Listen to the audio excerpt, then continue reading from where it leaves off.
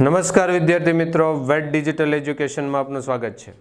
આપણે જોઈએ છીએ ધોરણ 9 વિષય ગણિત કે જેમાં આપણું ચેપ્ટર નંબર છે 5। તો આગલા વિડીયો લેક્ચરની અંદર આપણે સ્વાધ્યાય 5.1નો પ્રશ્ન 1 ખરા ખોટા જોઈ ગયા હતા। પ્રશ્ન 2 છે કે નીચે આપેલા પદોની વ્યાખ્યા આપો, શું તેના માટે કોઈ એવા પદ છે જે વ્યાખ્યાયિત કરવાની જરૂર છે? એ કયા છે અને તમે કેવી રીતે વ્યાખ્યાયિત કરશો?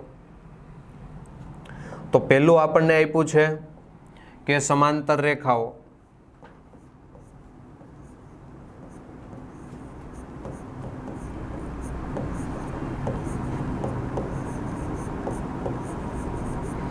હવે સમાંતર રેખાઓની જો આપણે વ્યાખ્યા લેવી હોય તો શું લઈ શકીએ? તો કે એવી બે રેખાઓ કે જેને અનંત સુધી લંબાવતા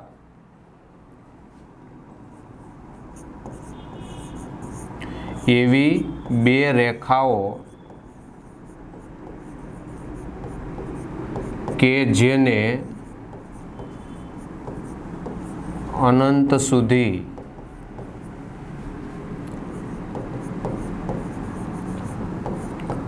લંબાવતા છેદ બિંદુ ન મળે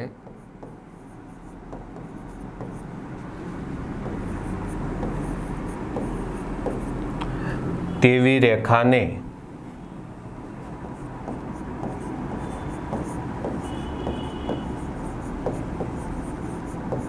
તેવી રેખાઓને સમાંતર રેખા કહે છે।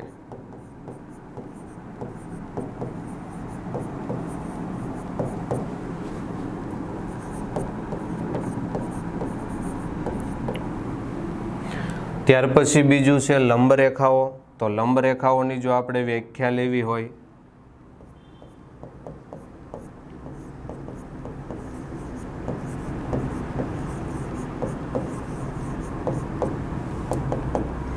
તો લંબ રેખામાં આપણે લખી શકીએ પરસ્પર કાટખૂણે છેદતી રેખાઓને લંબ રેખા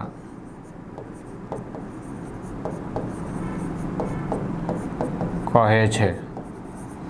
પરસ્પર કાટખૂણે છેદતી રેખાઓને કેવી રેખા કહીશું? લંબ રેખા। ત્યાર પછી ત્રીજી વ્યાખ્યા આપણને કીધી છે રેખાખંડ।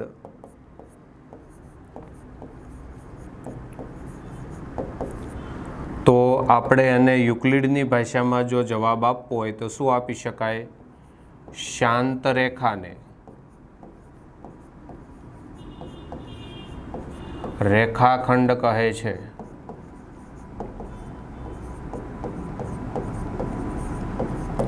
કેવી રેખા? શાંત। શાંત એટલે કે જેમને અનંત રીતે વિસ્તરેલી નથી, જેમને માપી શકાય, જેમની લંબાઈ માપી શકાય એવી રેખાને આપણે રેખાખંડ તરીકે લઈ શકીએ। ત્યાર પછી કીધું છે વર્તુળની ત્રિજ્યા।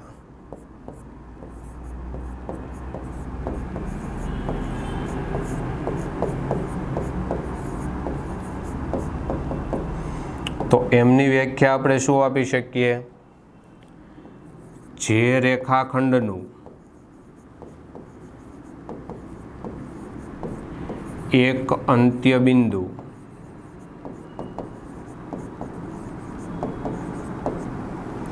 વર્તુળનું કેન્દ્ર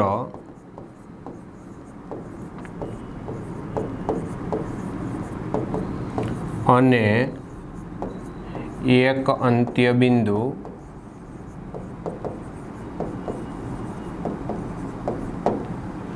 વર્તુળ પર હોય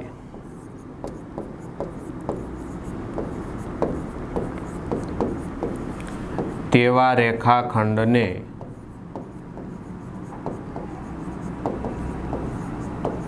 વર્તુળની ત્રિજ્યા કહે છે।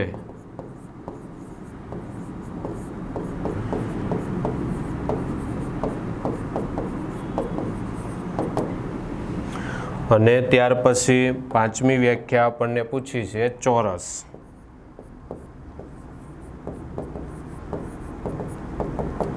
તો ચોરસમાં આપણે શું કહી શકીએ કે જેમની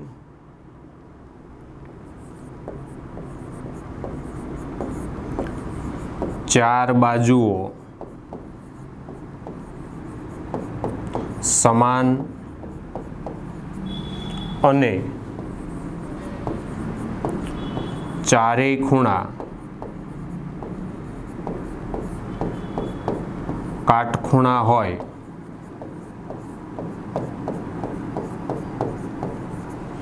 તેવી બંધ આકૃતિને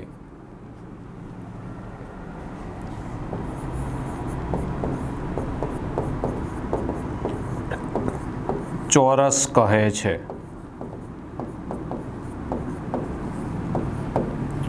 તો આ રીતે આપણે વ્યાખ્યાઓ આપી શકીએ. ત્યાર પછી જોઈએ કે ત્રીજો પ્રશ્ન આપણને કીધો છે કે નીચે આપેલ બે પૂર્વધારણાઓનો વિચાર કરો. જો બે ભિન્ન બિંદુઓ એ અને બી આપ્યા હોય તો તેમની વચ્ચે હોય તેવું એક બિંદુ સી મળે. બીજું કીધું છે એક રેખા પર ન આવેલા હોય તેવા ઓછામાં ઓછા 3 બિંદુ મળે. શું આ પૂર્વધારણાઓમાં કોઈ અવ્યાખ્યાયિત પદ છે? શું આ પૂર્વધારણાઓ સુસંગત છે? શું આ પૂર્વધારણાઓ યુક્લિડની પૂર્વધારણામાંથી મળે છે? એ સ્પષ્ટ કરો. હવે વાત આપણને કરી છે પહેલી પૂર્વધારણામાં આપણે જોઈ શકીએ શું કીધું છે કે જો બે ભિન્ન બિંદુઓ એ અને બી આપ્યા હોય તો તેમની વચ્ચે હોય એવું બિંદુ સી મળે. હવે યુક્લિડની પૂર્વધારણા સાથે સુસંગત છે એમ કહી શકાય. શા માટે? તો કે બે ભિન્ન બિંદુની વાત કરી છે. બે ભિન્ન બિંદુ એટલે એ અને બી. હવે આપણને યુક્લિડે પૂર્વધારણામાં કીધું કે બે ભિન્ન બિંદુમાંથી અનન્ય રેખા પસાર થાય છે. કેટલી રેખા? અનન્ય. તો આપણે રેખા દોરી શકીએ આ રીતે.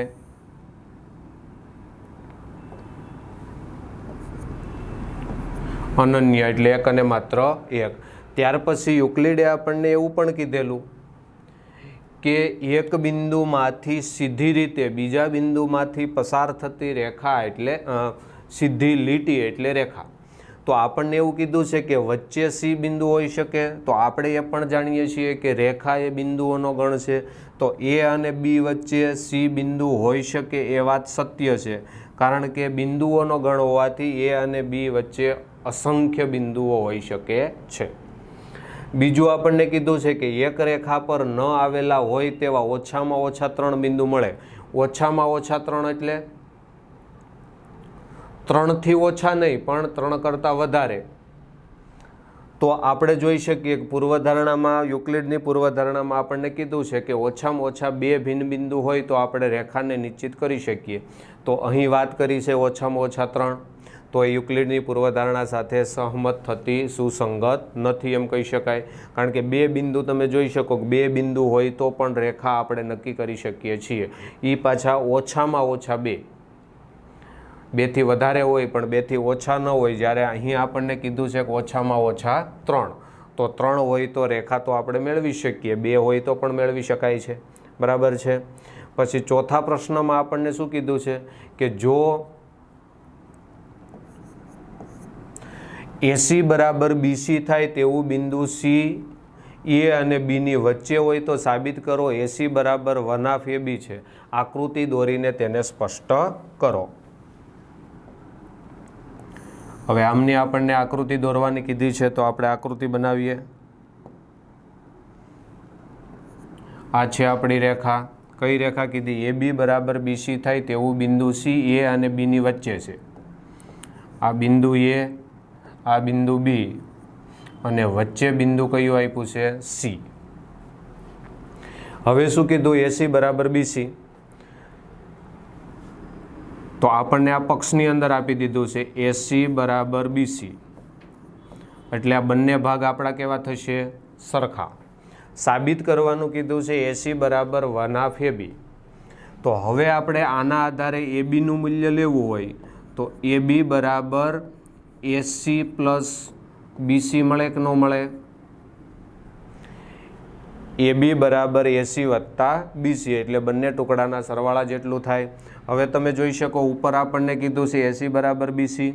તો આપણે સાબિત કરવાનું છે એસી અને એ બી રાખવાનો છે તો બીસીની જગ્યાએ આપણે એસી લખી શકીએ. એ બી બરાબર એસી પ્લસ એસી. કઈ રીતે? તો કે એસી બરાબર બીસી આપણને આપેલું છે પક્ષની અંદર, તો એના આધારે આપણે બીસીની જગ્યાએ એસી લખી શકીએ. તેથી એ બી બરાબર 2ac, એસી વત્તા એસી એટલે 2ac થશે. હવે આપણે એસીને શોધવાનો છે તો 2 છે એ બીના છેદમાં જશે, તેથી એ બીના છેદમાં 2 બરાબર એસી. તો આ વસ્તુને આપણે આ રીતે લખી શકીએ કે એસી બરાબર 1/2 AB. તો આવી સરળતાથી આપણને સાબિતી મળી શકે. ત્યાર પછી પ્રશ્ન 6માં કીધું છે કે આકૃતિ 5.10માં અહીં આપણને આકૃતિ આપી છે. એસી બરાબર બીડી હોય તો સાબિત કરો કે એબી બરાબર સીડી. પ્રશ્ન નંબર કેટલો આપ્યો છે? 6.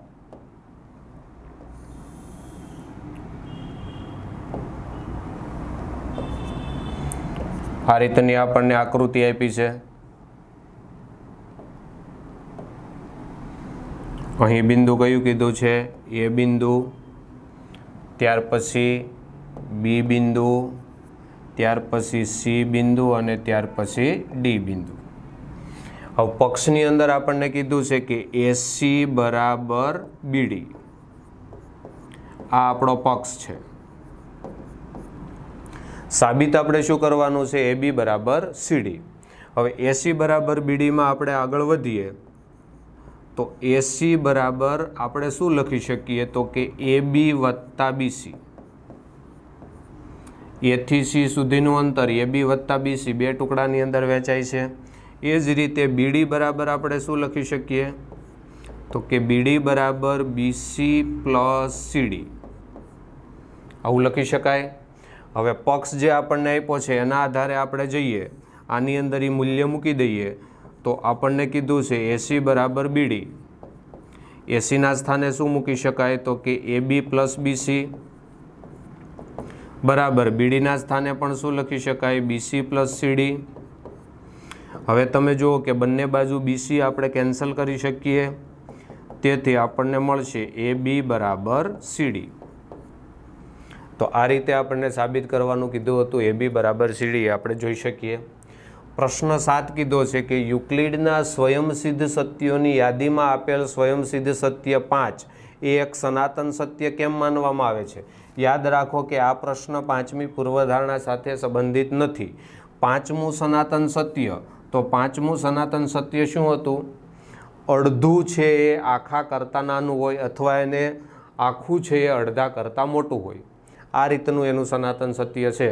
તો એને આપણે સનાતન સત્ય કેમ માની શકીએ? તો કે આપણે રોજિંદા જીવનમાં એવા વ્યવહારો રોજબરોજ કરતા હોઈએ.